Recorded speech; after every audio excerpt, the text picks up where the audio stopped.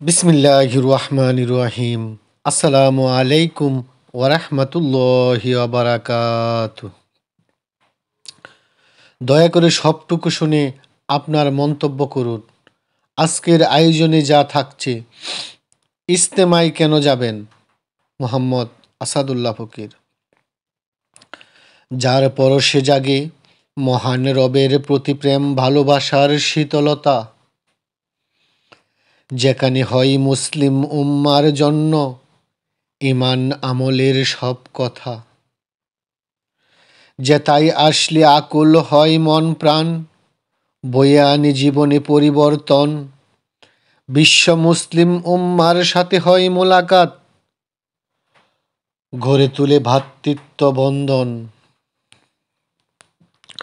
সকল হিংসা বিদ্বেষ ভুলে একসাথে বসে শুনে আল্লাহ রাসূলের কথা, শুধু পরকালের মুক্তির জন্য আসে, পেতে চাই জীবনের সফলতা। যেখানে শিখাই মুসলিম উম্মার একতা, শেখাই ইবাদতের রাস্তা, সত্য সঠিক ন্যায় ইনসাফ, কেউ কাউকে যেন না দেয় কোনো ব্যথা। ইজতেমায় কেন যাবেন? কেন নিজের টাকা খরচ করবেন? কেন নিজের সময় নষ্ট করবেন? কেন নিজের ঘর ছাড়ছেন? আপনি তো অনেক জানেন, নিজে অনেক ইবাদত করেন, আপনি মানুষকে দিনের কথা বলছেন, তবে কেন যাবেন? ইজতেমায় যাবেন শুধু আল্লাহর জন্য, তার প্রতি টাকা খরচ করবেন, আল্লাহর দেওয়া সময় আল্লাহকে দিবেন, নিজের আরাম বিসর্জন দিবেন।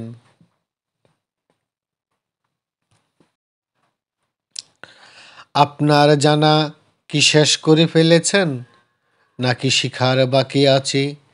জ্ঞানের মহাসমুদ্রে তলিয়ে যান, যেখানে অনেক মণিমুক্তা আছে।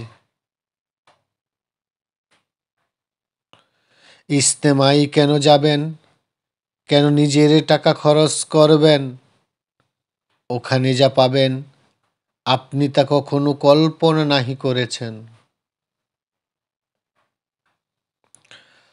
হয়তো তা পাবেন যা আপনার জন্য হবে নতুন দিগন্তে পথ চলা, যার উসিলায় মহান রব ক্ষমা করবেন, পেতে পারেন মুক্তির মালা। আপনার নিয়ত এর উপর নির্ভর করে আপনার মহামূল্য ঈমান। সহি নিয়ত করে ইজতেমায় যান, দুনিয়া আখেরাতে পাবেন সম্মান। ভেবে দেখুন, নিজেই নিজের নয়, সকল কিছু দিয়েছেন যিনি।